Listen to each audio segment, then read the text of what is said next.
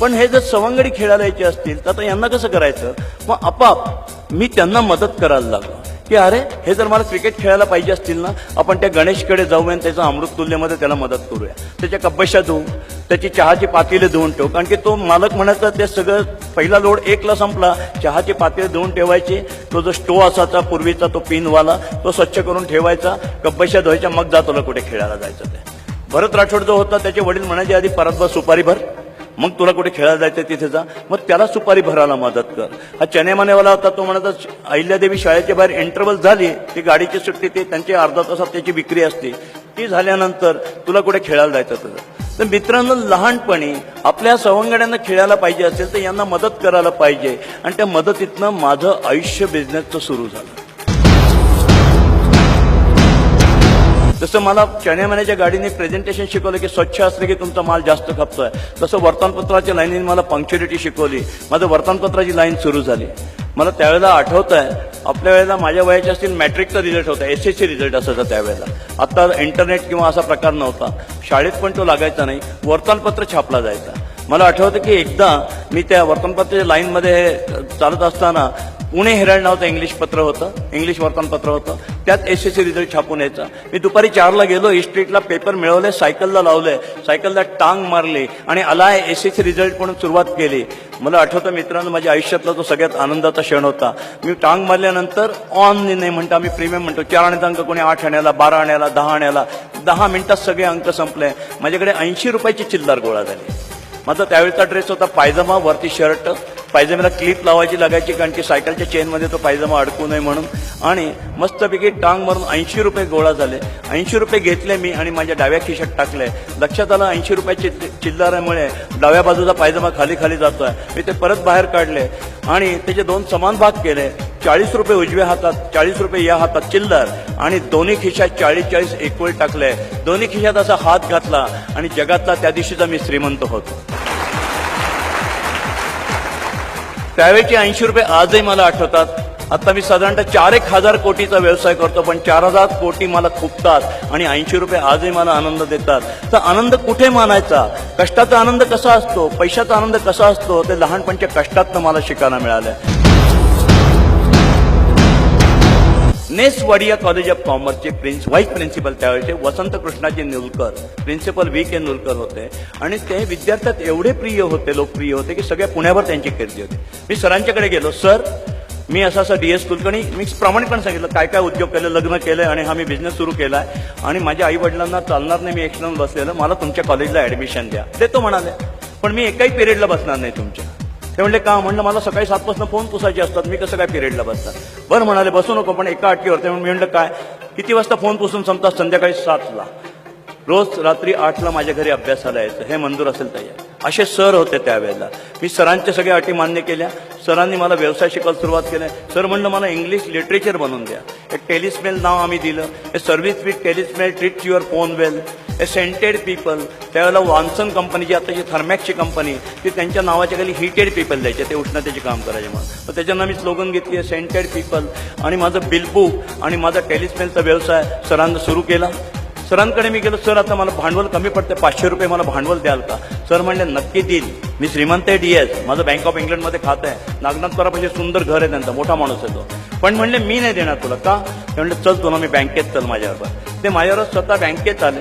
मला मॅच्युरिटी कमी, माझ्या हातात सायकल त्यांच्या घरापाशी ठेवून रिक्षा करायचे सोडून मी सायकल हातात घेऊन आणि ते माझ्यावर चालत बँक ऑफ महाराष्ट्र नवी पेठ शाखेत आम्ही गेलो. तिथे मामा काणे नावाचे एजंट होते. मामा काणे आता वारले. मामा काणेंची बहीण म्हणजे अविनाश भोसलेंची बायको. तुम्हाला रेफरन्स एवढं करता येतो, त्या सगळ्यांना सत्य स्टोरी माहिती आहे. आणि मामा काणेंकडनं त्यांनी मला माझ्या आयुष्यातलं पहिलं भांडवल मिळवून दिलं 500 रुपये. 70 रुपयावरनं 500 रुपयावर आलं. 500 रुपये बँकेने मला कॅपिटल दिलं. सर म्हणले DS या बँकेचे पैसे व्याजासकट वेळेत परत करायचे, कॉलेजचं आणि माझं दोघांची अब्रू वाचवायची, नाव खराब होऊन द्यायचं नाही. आणि मग बघ, तू जर या बँकेचा विश्वास संपादन केला, त्यांचे 500 वेळेत परत केले, तर तुला एक दिवशी बँक 5 लाख होते. आज सरांचे शब्द एवढे खरे ठरले. मी त्या बँकेचा विश्वास संपादन केला, 500 रुपये त्यांचे वेळेत परत केले. बँकेने 5 लाख नाही मित्रांनो, आज मला किती मागाल तेवढे कमी मिळतात. आज माझ्याकडे बँका लाईन लावून आहेत. आज माझ्याकडे मला अभिमान आहे कर्जाचा. माझ्याकडे 550 कोटी रुपये बँकेने दिलेले, 12 बँका देत आहेत. मी अमेरिकेत घरं बांधतोय. अमेरिकेमध्ये आत्ता थोडी सुधारणा झाली आहे. आता जी माझी 2-3 वर्ष झाली तिथे घरं बांधतोय.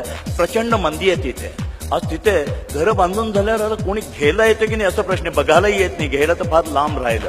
त्यामुळे मी जेव्हा 2 महिन्यांनी तिथे जातो त्यावेळेला माझा तिथला मॅनेजर आधी अपॉइंटमेंट घेऊन ठेवतो. ज्यांना घर घ्यायचं असतं ते येतात. त्या एका रविवारी त्यांनी माझ्याकरता अपॉइंटमेंट ठेवली. एक चायनीज डॉक्टर येणार आहे. चायनीज डॉक्टर घर घ्यायला येतं. मी वाट बघितली. सकाळी 10:30 चायनीज डॉक्टर आले. चायनीज डॉक्टर आल्यानंतर मी त्यांच्याशी बोलायला सुरुवात केली इंग्लिशमध्ये आणि त्यांना ते घर आवडलं. मी त्यांना सगळं ते घर दाखवलं. पण मला तर म्हटलं की पण काय, संध्याकाळी माझी आई येईल, तिला जर हे घर आवडलं तरच हे मी घर घेईन. जनरली चायनीज लोक येतात त्या दुभाषा ठेवला जातात. जनरली फॉरेनचे लोक येतात कोणीतरी दुभाषा ठेवतात. मी म्हटलं अमेरिकेतले चायनीज इंग्लिश नक्की कळतं त्यांना, काय करायचं दुभाषाची गरज. मी दुभाषा ठेवला नाही आणि चायनीज बाई म्हणाल्या नो इंग्लिश ओनली चायनीज. मी म्हणलं मला पण नो चायनीज ओनली मराठी असं मी मनातल्या मनात म्हणालो. आणि मग करायचं का अशा वेळेला. नेहमी लक्षात ठेवा, जो कुलूप बनवतो ना तो चावी बनवतो. अडचण जो देतो ना तो देव तिथं काहीतरी मार्ग काढून ठेवलेला असतो. आपाप आपल्याला सुचतं.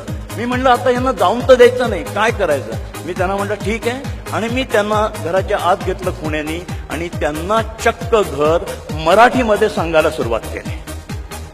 आता बघा, मराठीमध्ये सांगितल्यानंतर आपाप आपली बॉडी लँग्वेज बोलायला लागते. आपण हातवारे करतो. हा तुमचा डायनिंग हॉल आहे, तिथे छानपैकी तुमचा मुलगा जेवत असेल, नातवंड तिकडनं पळत येतील, चला वरती तुम्हाला बेडरूममध्ये नेतो. तुमची बॉडी लँग्वेज सुरू होती आणि आपण ज्यावेळेला संकट येतो तेव्हा जीवाच्या आकांताने काम करतो. आपली भाषा हिला कळते की नाही म्हणून मग मॅक्झिमम बॉडी लँग्वेजमध्ये आपण बोलतो. आणि जे हृदयातनं येतं ते डोळे तुमचे कधी खोटं बोलून देत नाही, आपाप कळतं. आणि त्या माऊलीला माझी तळमळ धडपड कळली की हा माणूस एवढा धडपडतोय आणि सांगतोय.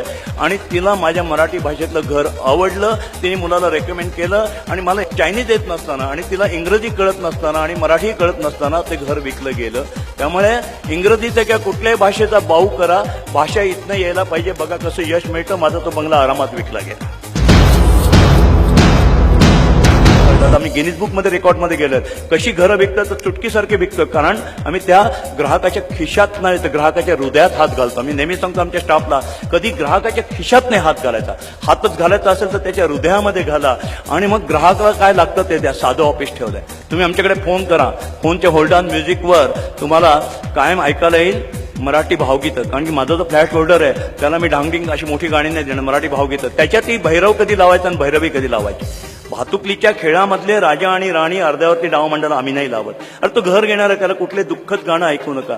एवढं बारीक सारीक तुम्ही बघायला पाहिजे. येणाऱ्या प्रत्येक मुलाला एक चॉकलेट द्या. त्याला जो कोणी त्याला चहा कॉफी द्या. टोयोटाची माझी मॉडेल कॉलनीमध्ये शोरूम आहे. शोरूम भर चौकात आहे. पलीकडे वडारवाडी आहे, कामगार वस्ती आहे. तिथे एकीकडे श्रीमंतांचे बंगले आहेत, दुसरीकडे गरीब आहेत. इकडचे लोक तिकडे कामाला जातात. आणि शोरूम चौकात असल्यामुळे नवीन कुठली गाडी आली की ते आम्ही त्या काचेला सगळे दिवे लावलेले असतात. आणि बाहेरनं एखादा केळ्याच्या गाडीवाला, रिक्षावाला किंवा एखादा त्या किर्लोस्करांच्या बंगल्यातला नोकर त्या काचेच्या बाहेरनं गाडी बघतो. मी एकदा तिथे होतो. मी माझ्या माणसांना सांगितलं त्याला वर बोलवा. आणि मग मी त्या माणसाला वर बोलवलं. माझे सेल्स ऑफिसर बघायला लागले की तो साधा एक कुठला तरी घरकाम करणारा अर्ध्या चड्डीतला गरीब माणूस होता. मी त्याला म्हटलं दादा माझा ऐकायचा. आता तो माझा कोट बीट अवतार बघून तो काही मला नाही म्हणे ना, घाबरला तो. म्हणलं इथं बसायचं. मी त्याला शेजारी गाडीत बसवलं आणि जशी गिरायकाला गाडी दाखवतात तशी सगळी गाडी त्याला दाखवली. त्याला ड्रायव्हर सीटवर बसवलं, बॉनेट उघडून दाखवलं. तो सारखा घाबरलेला होता प्रेशर खाली. म्हटलं दादा घाबरू नको. मग तो शेवटी त्याला राहवलं नाही. म्हटलं दादा गरिबाची चेष्टा का करतात. म्हटलं गरिबाची चेष्टा, तुझं लेकरू काय करतं. तो म्हणलं 5वी येते ते मोठं करणार की नाही. हा साहेब आपलं लेकरू मोठं होणार, इंजिनियर होणार, शिकणार नाही. मग तो गाडी घेणार की नाही. घेणार. मग ती गाडी तुझ्या मुलाची आज तुला दाखवते. आता त्याच्या डोळ्यात हा जो स्वप्न जातं.